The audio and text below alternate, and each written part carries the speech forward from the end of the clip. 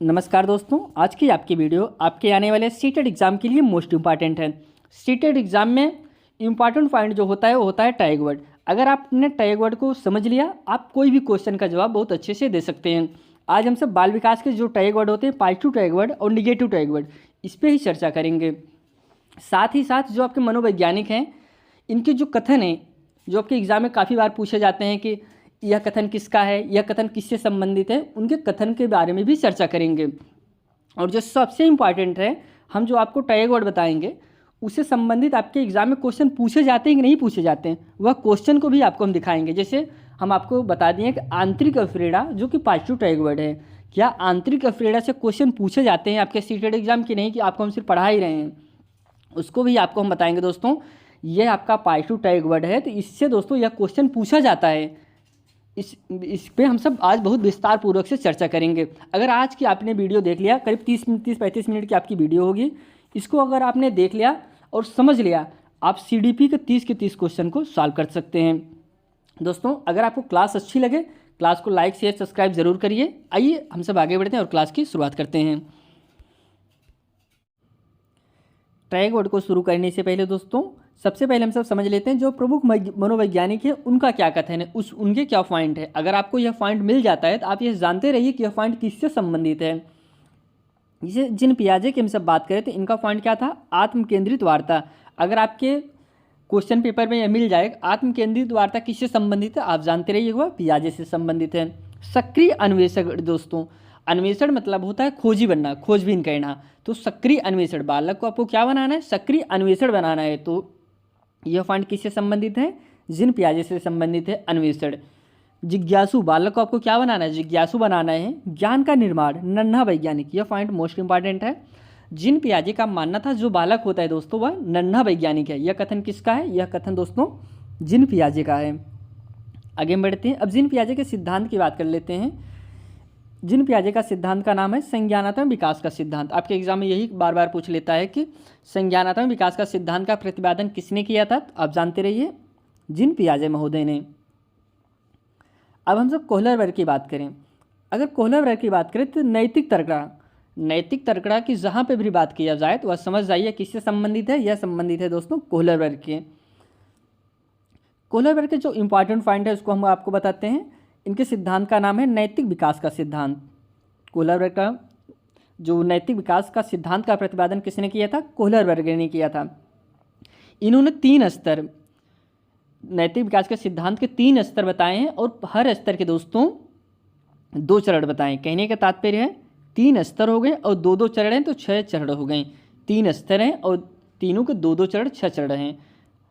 अब हमने यहाँ पे जो पॉइंट पढ़ा है उसी से संबंधित आपको एक क्वेश्चन देते हैं ताकि आपका जो डाउट है वह क्लियर हो जाए कि हमने जो पॉइंट हम यहाँ पे पढ़ रहे हैं, जैसे आत्म केंद्रित वार्ता, सक्रिय अन्वेषण, जिज्ञासु, क्या इस पॉइंट से क्वेश्चन पूछे जाते हैं कि नहीं पूछे जाते हैं। अगर आप पढ़ रहे हैं तो इसको ज़रूर समझिए। जैसे यहाँ पे अगला, यहाँ पे जो क्वेश्चन दिया गया है क्वेश्चन नंबर 27 है। इसमें जो आपको हम क्वेश्चन दिए हैं तो यह बुकलेट से ही क्वेश्चन उठाए हैं दोस्तों और प्रीवियस ईयर क्वेश्चन है, ऐसा नहीं कि इसको हम अपने मन से बनाए हैं। इसमें जो क्वेश्चन दिया गया है, कह रहे हैं कि अधिगम को कैसे सुसाधित करना चाहिए। फर्स्ट ऑप्शन है अर्थपूर्ण खोज द्वारा, सेकंड ऑप्शन है विद्यार्थियों में प्रतिस्पर्धा को बढ़ावा देकर, थर्ड ऑप्शन है भौतिक पुरस्कार देकर, या फिर लास्ट ऑप्शन नकारात्मक पुनर्बलन देकर। अब ऐसा नहीं हमने जो पॉइंट पढ़ा सेम टू सेम वही पॉइंट मिल जाए, ऐसा नहीं है। उससे संबंधित जो भी पॉइंट रहेंगे तब भी आपका आंसर सही हो जाएगा। जैसे इसमें अर्थपूर्ण खोज की बात करें, यहाँ पे सक्रिय अन्वेषण की बात करें, हमने आपको बताया अन्वेषण का मतलब क्या होता है, खोजी बनना, खोज करना। ऑप्शन ए आपका सही हो जाएगा। इस चीज़ का आपको ध्यान दीजिएगा कि इसके जो शब्द हैं, शब्द से मिलता जुलता भी जो चीज़ रहे, शब्द रहेगा वह भी आपका सही हो जाएगा। ऐसा नहीं कि सेम टू सेम यही शब्द सब जाएगा। हमने सक्रिय अन्वेषण पढ़ा है, यहाँ पे तो अर्थपूर्ण खोज द्वारा मिल गया, ये नहीं हो सकता, ऐसा नहीं। अन्वेषण का मतलब भी होता है दोस्तों खोजी बनना, खोज करना। नेक्स्ट क्वेश्चन पे बढ़ते हैं। अब हम सब वाइगोत्स्की के बारे में समझते हैं। लेव वाइगोत्स्की, इनका जो तर्क था दोस्तों, ये किसकी बात करते थे, वैतिक वार्ता। अगर वैतिक वार्ता की कहीं भी बात किया जाए तो किससे संबंधित है, यह वाइगोत्स्की से संबंधित है। समाज की बात किया जाए, परस्पर भाषिक विकास की बात किया जाए दोस्तों, यह किससे संबंधित है, वाइगोत्स्की से। अंत्यक्रिया की बात किया जाए, सामाजिक योगदान, सामाजिक कार्य, पाठ देना। अब पाठ देना दोस्तों सबसे इंपॉर्टेंट है। अभी तक हमने जितना भी आपको previous year question paper solve कराया है, ऐसा कोई पेपर नहीं है जिसमें पाठ से संबंधित क्वेश्चन न पूछा गया है। इसलिए पाठ को आप ज़रूर जानिए। यह इस दिया किसने था? वाइगोत्स्की ने दिया था। यह पाठ का मतलब क्या होता है, पाठ को हम आपको बता देते हैं। पाठ का मतलब होता है दोस्तों, बालक, जैसे कोई छोटा बालक है, आपने उसे कुछ बताया, बाद में आप उससे पूछ रहे हैं, बालक नहीं बता पा रहा है, बस जा रहा है। अगर आप उसे थोड़ा सा हिंट दे देंगे तो बालक वो बता देता है। तो यही होता है दोस्तों पाठ देना। पाठ देना का मतलब होता है बालक कुछ बताने का प्रयास कर रहा है, नहीं पहुंच पा रहा है, आप उसे थोड़ा सा सहयोग कर दें, थोड़ा सा हिंट दे देंगे तो वह पहुंच जाएगा। तो यही होता है पाठ देने का मतलब। और जो वाइगोत्स्की के सिद्धांत का नाम है सामाजिक संस्कृति का सिद्धांत, का प्रतिपादन किसने किया था? लेव वाइगोत्स्की ने किया था। अब यहाँ पे विकास के बारे में आपको हम बताते हैं। विकास के बारे में कुछ ऐसे पॉइंट है जो कि आपके एग्जाम के पॉइंट में से बहुत ही महत्वपूर्ण हैं। यह निरंतर चलता है दोस्तों। विकास कहने का मतलब है निरंतर चलता है, जन्म से लेकर मृत्यु पर्यंत तक। जब तक आदमी का मृत्यु नहीं हो जाता तब तक विकास आदमी का होता रहता है। सामान्य से विशिष्ट की ओर होता है। कैसे होता है दोस्तों? पहले सामान्य से फिर विशिष्ट की तरफ बढ़ता है। सिर से पैर की तरफ होता है। ये पॉइंट मोस्ट इंपॉर्टेंट है। आपके एग्जाम में इससे बहुत बार क्वेश्चन पूछा गया है कि बालक का विकास कैसा होता है? सिर से पैर की तरफ होता है। जानते रहिए, पैर से सिर की तरफ नहीं होता, सिर से पैर की तरफ होता है। और केंद्र से बाह्य की तरफ होता है। किस तरफ होता है? केंद्र से बाह्य की तरफ होता है। अब इसी से संबंधित हम सब क्वेश्चन को सॉल्व करते हैं ताकि आपका कंसेप्ट और क्लियर हो जाए। क्वेश्चन नंबर 2 है, प्रीवियस ईयर क्वेश्चन पेपर है। कह रहे हैं विकास का अधोगामी सिद्धांत बताता है कि विकास किस ओर से किस तरफ बढ़ता है। फर्स्ट ऑप्शन है जटिल से सरल की तरफ, सिर से पैर की तरफ, केंद्र के बाह्य की तरफ, या फिर लास्ट है सामान्य से विशिष्ट की तरफ। अब देखिए दोस्तों, आप कन्फ्यूज हो गए होंगे। यहाँ पे 2 ऑप्शन आपको मिल जा रहा है। एक तो सिर से पैर की तरफ आपको हमने बताया था, यह भी option B is right answer.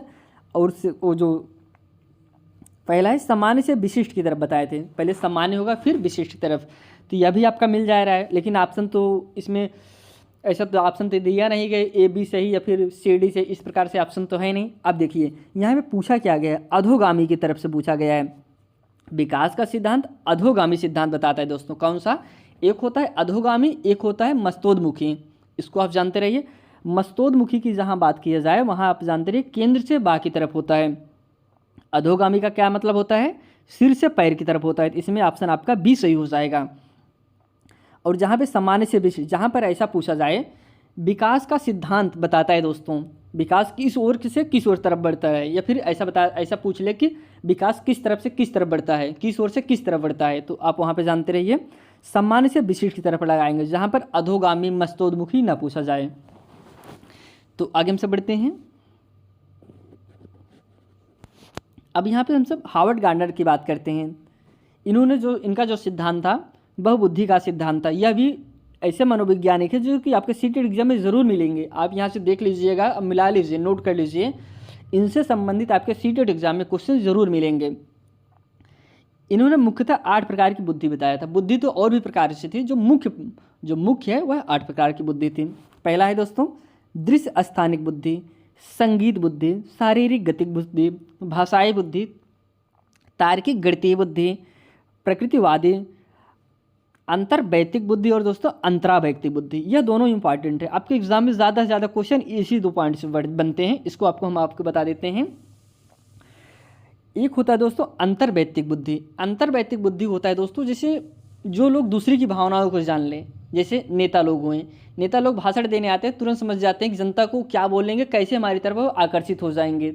यह दोस्तों क्या कहलाता है? अंतर्वैयक्तिक बुद्धि कहलाता है। एक होता है अंतरावैयक्तिक। अंतरावैयक्तिक मतलब तो जो आध्यात्मिक गुरु जो होते हैं दोस्तों, वह क्या कहलाते हैं? वह उनकी बुद्धि कैसी होती है? अंतरावैयक्तिक बुद्धि कहलाती होती है।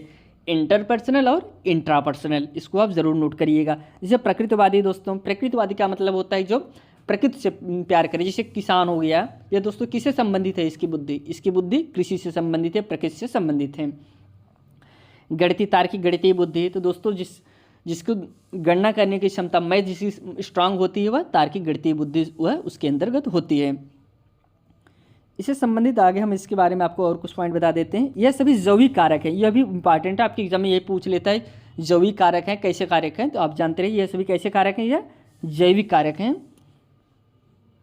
अब हम सब कुछ क्वेश्चन को सॉल्व करते हैं इसी से संबंधित हार्वर्ड गार्डनर से, जो कि क्वेश्चन नंबर 11 है, आपका प्रीवियस ईयर क्वेश्चन पूछा गया था।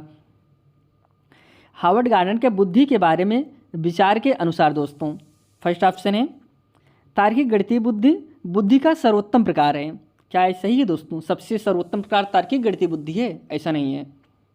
सेकंड है दूसरे की भावनाओं को समझने की क्षमता संगीती बुद्धि कहलाता है। दोस्तों हमने आपको क्या बताया, दूसरी की भावनाओं को जब हम समझ लें तो यह संगीती बुद्धि के अंतर्गत नहीं आता, संगीतिक बुद्धि के अंतर्गत आता है जो संगीत में माहिर हो। ऑप्शन बी गलत हो जाएगा। बुद्धि के 3 प्रकार थे, आपका सही ही नहीं होगा। बुद्धि के मुख्यतः 8 प्रकार हैं, प्रकार तो और भी था, तो लास्ट हो जाएगा।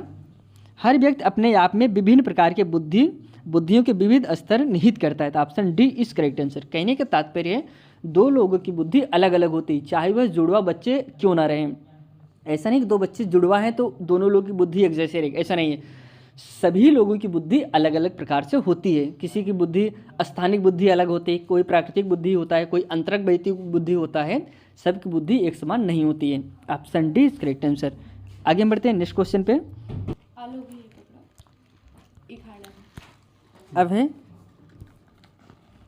अब कुछ हम सब पॉजिटिव और निगेटिव पॉइंट समझते हैं। सबसे पहले हम सब पॉजिटिव पॉइंट को समझते हैं। पॉजिटिव पॉइंट के अंतर्गत क्या क्या आता है। जहाँ पर सर्वांगीण विकास की बात किया जाए तो वह आपका क्वेश्चन राइट होगा, सही होगा। यह आपका पॉजिटिव पॉइंट है, क्या? सर्वांगीण विकास। इसके बात करें कि करके सीखना, जहाँ पे ऐसा हो कि जैसे बालक करके सीखे, समूह में सीखे, यह सब आपके पॉजिटिव पॉइंट है। हस्तपरक अनुभव दोस्तों, यह भी आपका कैसा पॉइंट है? यह भी आपका पॉजिटिव पॉइंट है। सम्मान भी क्या है? यह भी आपका पॉजिटिव पॉइंट है। लगाव, आंतरिक प्रेरणा और दोस्तों जिज्ञासा भी दोस्तों कैसा पॉइंट है? जिज्ञासा भी आपका पॉजिटिव पॉइंट है।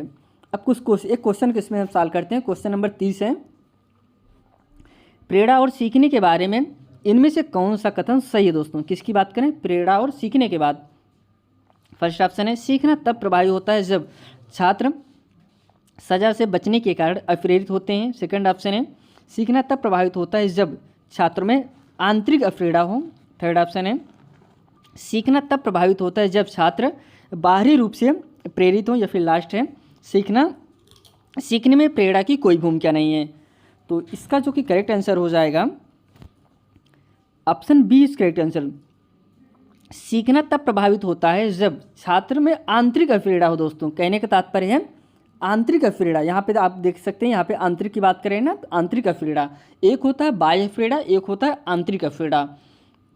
आंतरिक अप्रेरणा आपका पॉजिटिव पॉइंट होता है, बाह्य अप्रेरणा जो कि निगेटिव पॉइंट होता है। आपको हम दोनों में अंतर बता देते हैं। जैसे आपका सीटेड एग्ज़ाम है, आप पढ़ रहे हैं, ऐसा क्या है क्या कि कोई आपको फोर्स किया नहीं आपको पढ़ना ही है, ऐसा नहीं दोस्तों। आपका सीटेड एग्ज़ाम है, आपको खुद पास करना है, या आप आंतरिक है, या आपका क्या हो गया आंतरिक अप्रेरणा है। जैसे छोटा बालक है, स्कूल पढ़ने नहीं जा रहा है, पापा बोले बेटा पढ़ने जाओ, 5 रुपये हम देते हैं, वह स्कूल गया, फिर कल दो, फिर नहीं जा रहा है, फिर 5 रुपये दिए, फिर वह स्कूल गया। यह कैसा अप्रेरणा हो गया? यह बाह्य अप्रेरणा हो गया। कहने का तात्पर्य आंतरिक अप्रेरणा जो खुद से अंदर से जागृत होता है बालक, वही आपका आंतरिक अप्रेरणा कहा जाता है।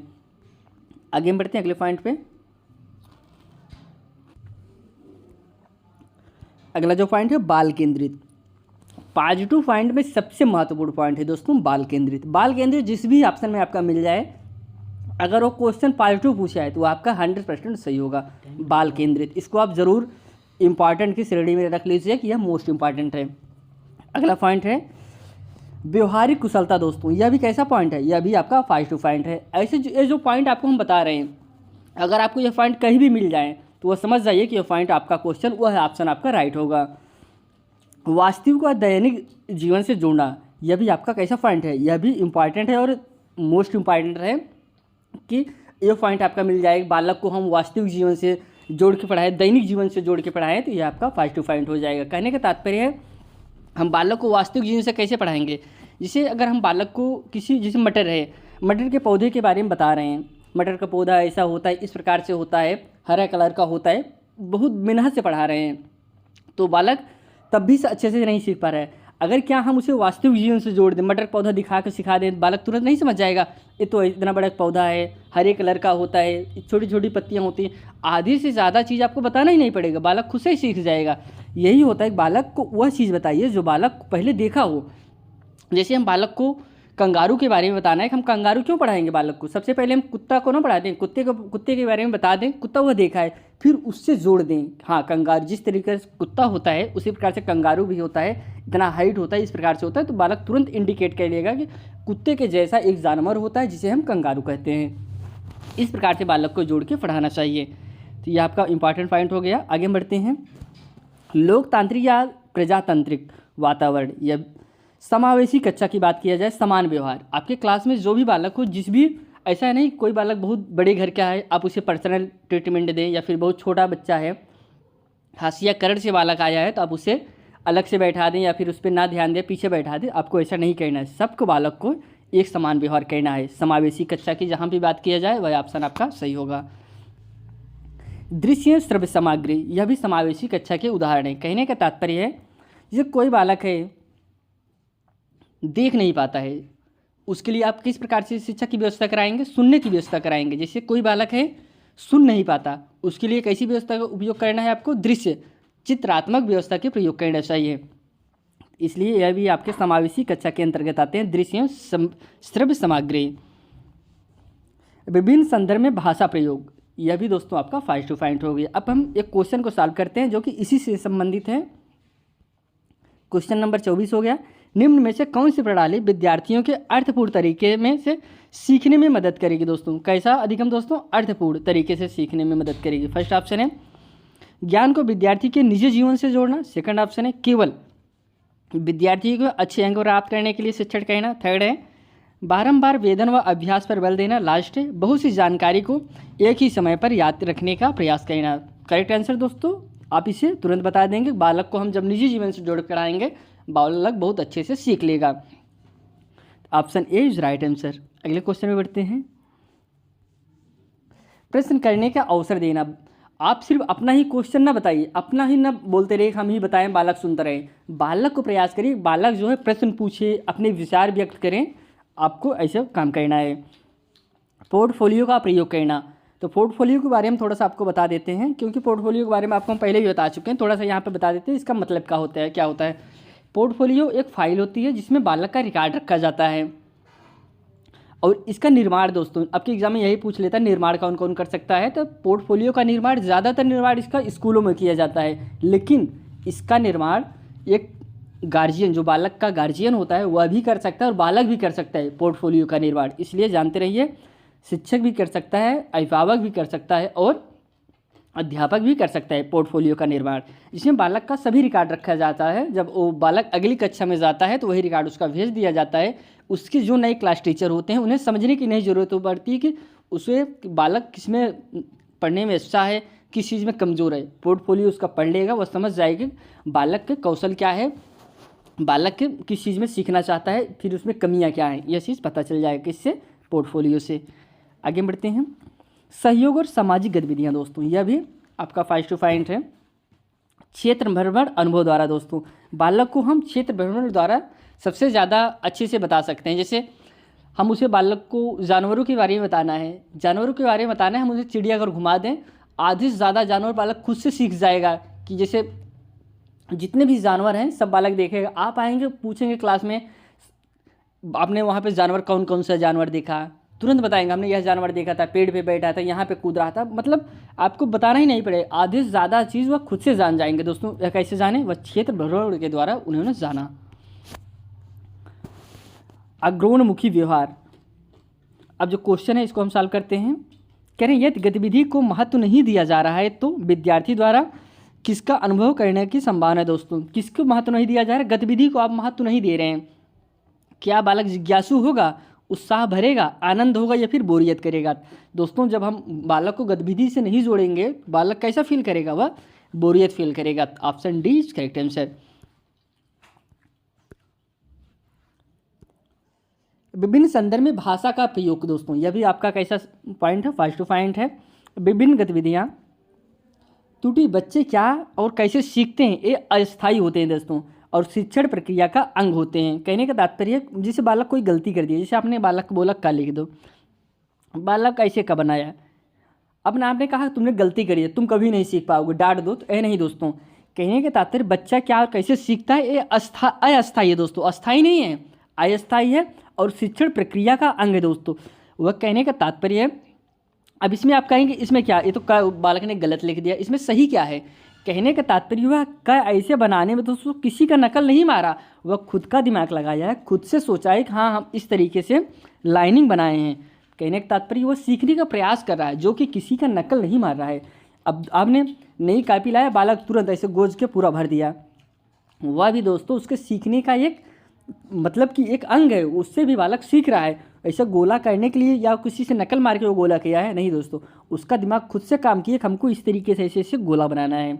इसलिए दोस्तों जो त्रुटि है वह बालक के सीखने का एक प्रमुख अंग है। जिसे इसमें कहते भी है, जैसे बालक सबसे पहले विद्यालय में स्कूल जाता है, सबसे पहले क्लास गया, सबसे पहले क्या सीखता है, क्या सूत्र लगाना सीख लेता है, गिनती पहाड़ा सीख लेता है, क्या सीख लेता है, वो नहीं सीखता दोस्तों। सबसे पहले क्या सीखता है, गलती करना सीखता है, त्रुटि सीखता है। इसलिए त्रुटि आपका कैसा ऑप्शन है, यह भी आपका फर्स्ट पॉइंट है। समूह चर्चा करना दोस्तों, जब बालक आपस में समूह में चर्चा करेगा तो अभी अपने नॉलेज एक दूसरे से शेयर करेगा तो वह बहुत अच्छे से सीख सकता है। प्रगतिशील शिक्षा दोस्तों, प्रगतिशील शिक्षा भी आपका कैसा पॉइंट है, यह भी पॉजिटिव पॉइंट है।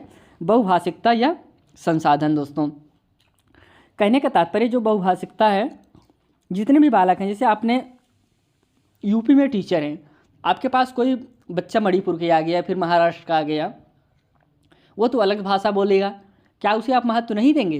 दोस्तों वहाँ पे आपको सब बालक को एक साथ लेकर चलना है, इसलिए कह रहे हैं जो बहुभाषिकता होती है वह पॉजिटिव है। ऐसा भी हो सकता है कि जो बालक महाराष्ट्र से आया है, यहाँ पर रह रहा है, वह बोल रहा है, कुछ बच्चे उसकी भी भाषा सीख ले और वह बालक जो है यहाँ की भी भाषा सीख ले। इससे यह दोस्तों क्या हो गया, यह पॉजिटिव पॉइंट हो गया। आगे बढ़ते हैं। जो क्वेश्चन है पहले इसमें खाली जगह करें। कक्षा कक्ष में बच्चे सीखने की प्रक्रिया में सक्रिय भागीदारी करते हैं और वे अपनी गति, ज़रूरतों और क्षमताओं के अनुसार सीखते हैं। क्या कहलाएगा, प्रगतिशील, शिक्षक केंद्रित, व्यवहारवाद या पाठ्यपुस्तक। जैसा कि ये क्या कहलाएगा दोस्तों, यह प्रगतिशील कहलाएगा। Option A is correct answer. अगला जो पॉइंट है, बच्चों के विचार दोस्तों, कभी भी बच्चों के ऊपर कुछ थोपना नहीं चाहिए, हम जो करें वही सही है, बालक गलत ही बताए लेकिन तब भी आपको उसके विचार को सुनना चाहिए। सृजनात्मकता, मौलिकता, नवीनता, लचीलापन और धारा प्रवाह, यह सब फर्स्ट पॉइंट है। मुक्त उत्तर वाले प्रश्न दोस्तों, अवसारी चिंतन, इसको आप जरूर नोट डाउन करिएगा। अवसारी चिंतन की हम सब बात करें तो आपको एक उदाहरण दे देते हैं, उससे आप समझ जाएंगे। अब एक होता है अभिसारी चिंतन, एक होता है अवसारी चिंतन। अवसारी चिंतन का मतलब होता है जिस चीज़ की कोई बाधाएं ना हो। जैसे मैं अभी आपसे पूछ लें कि भारत की राजधानी दिल्ली है, आप दिल्ली की विशेषता बताइए। अब आपके क्लास में जितने भी बालक होंगे, आपने लिखने के लिए दे दिया, बालक आप सब दिल्ली की विशेषता के बारे में लिखिए। क्या सबका आंसर एक जैसा रहेगा? नहीं, बालक खुद से दिमाग लगाएंगे, खुद से सोचेंगे और तब उसका आंसर लिखेंगे। वह दोस्तों अवसारी चिंतन में बालक खुद से सोच के जवाब देता है, तो यह आपका फर्स्ट पॉइंट हो गया। और जो अभिसारी होता है उसमें जैसे हमने आपसे पूछ लें भारत की राजधानी क्या है, आप यही बताएंगे भारत की राजधानी दिल्ली। आप नहीं, आपके क्लास में जितने भी बच्चे रहेंगे सब क्या बताएंगे, दिल्ली दिल्ली दिल्ली।